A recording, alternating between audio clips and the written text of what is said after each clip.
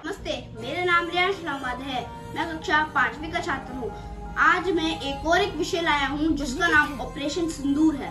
दोस्तों, आपको पता होगा कि आजादी के बाद हम दो टुकड़ों में बट गए। एक है इंडिया, जिसको हम जान से भी ज्यादा प्यार करते हैं, और एक है पाकिस्तान। आजादी के तुरंत बाद पाकिस्तान ने हम पर हमला कर दिया था, जिसपे वो बहुत बुरी तरह से हार गया। उसके बाद फिर से वो 1965 में आया और फिर से हमने उसको मुंह तोड़ जवाब दिया। उसको ऐसा धोया, बहुत अच्छे से धोया उसको। उसके बाद फिर से वो 1971 में आया। हमने उस पाकिस्तान को इतना धोया कि हमने उसको दो टुकड़ों में बांट दिया, जिसको आज हम एक पाकिस्तान है और एक बांग्लादेश है। और फिर से वो 1999 में आया कारगिल युद्ध में, जिसपे वो बहुत बुरी तरह से हार गया। उस जंग के बाद वो टेररिज्म का सहारा लेने लगा, और टेररिज्म के सहारा लेकर वो 2001 में आया, पार्लियामेंट अटैक करा। 2002 में आया, अक्षरधाम अटैक किया। 2008 में मुंबई अटैक किया। 2016 में उरी अटैक किया। 2019 में पुलवामा अटैक किया। उसके बाद आज 22 अप्रैल में कश्मीर के रीजन में पहलगाम अटैक किया, जिसपे 26 मासूम लोगों की जान चली गई। और जैसे मोहम्मद के कुछ आतंकवादी आए और सबको गोलियों से भून दिया, 26 लोगों को। और एक महिला बता रही थी कि मेरे पति को मेरे आंखों के सामने गोलियों से भून दिया गया। और जब मैंने कहा कि मुझे भी भून दो, तो उसने कहा कि जाओ अपने प्रधानमंत्री मोदी को बताओ। तो इस समाचार के बाद, पहलगाम अटैक के बाद, पूरी देश की जनता आग बबूला हो गई, आग बबूला। सबने यूनिटी मिलकर बनाया और पाकिस्तान से लड़ने के लिए पूरी जोश दिखाई। इसके बाद इसी तरह नरेंद्र मोदी जी ने एक ऑपरेशन लॉन्च किया, ऑपरेशन सिंदूर। 7 मई रात के 1:30 बजे मॉर्निंग के 1:30 बजे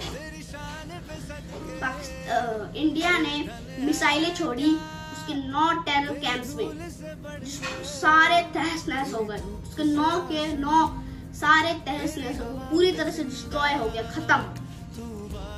और उसके बाद उस अटैक के बाद पाकिस्तान ने हम पर 100 से अधिक ड्रोन भेजे, पर एक भी नहीं आया, क्योंकि हमने रशिया से लिया गया S-400 डिफेंस सिस्टम ने एक भी ड्रोन को हमारे भारत देश की जमीन पर उतर के ब्लास्ट होने नहीं दिया। हवा पे उनको चकनाचूर बना दिया। उस हमले के बाद इंडिया ने फिर से पाकिस्तान पर हमला किया।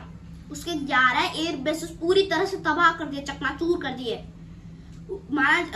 खबरें भी आ रही हैं कि उसमें से एक न्यूक्लियर स्टेशन था।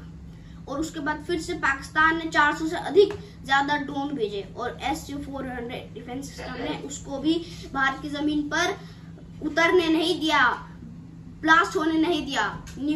पाकिस्तान की न्यूक्लियर स्टेशन तबाह होने के बाद वो इतना घबरा गया कि USA के पास जाके कहने लगा कि मुझे बचाओ, मैं ये जंग इंडिया से नहीं जीत सकता। तो USA ने कहा कि तुम टेंशन मत लो, मैं इंडिया से बात करूंगा, मैं तुम्हें तबाह होने नहीं दूंगा। तो USA और पाकिस्तान मिलकर इंडिया को कन्विंस करने लगे कि सीज फायर करो। तो पाकिस्तान ने भी कहा कि सीज फायर करो। तो तब जाकर नरेंद्र मोदी ने सीज फायर नहीं किया, पाकिस्तान को कान खोल के सुनने के लिए कहा कि हम ऑपरेशन सिंदूर जारी रखेंगे, बस सीज फायर नहीं करेंगे। बस तुम्हें अपना ये टेररिज्म को पूरी तरह से खत्म करना पड़ेगा। जैसे मोहम्मद जैसे बड़े बड़े आतंकवादी को जेल में डालना पड़ेगा। तो ये खबर के बाद इंडिया थोड़ी देर, जैसे ऑपरेशन सिंदूर को थोड़ी देर पॉज करती है। जैसे हम वीडियो को पॉज नहीं करते कि वीडियो को पॉज करेंगे और आगे देखेंगे, वैसे ही ऑपरेशन सिंदूर भी हुआ। उसके बाद नरेंद्र मोदी जी ने जो 1-2-3 पहले जब पूरी भारत की जनता के साथ संबोधन किया था, तो उन्होंने कहा था कि हमने पाकिस्तान को मुंह तोड़ जवाब दिया है। वो आने वाले सालों तक वो हम पे हमला बिल्कुल नहीं करेगा। अगर किया भी तो उसको उसकी 10 गुना ज्यादा उसको आतंक मिलेगा अपने पाकिस्तान देश पर। उसके बाद नरेंद्र मोदी ने कहा कि हमने उसके 9 टेरर बेसेस पूरी तरह से तबाह कर दिए।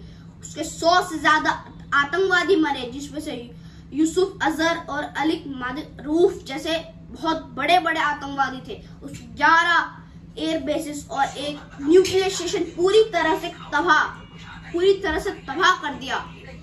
और आज के लिए इतना ही। जय हिंद, जय भारत।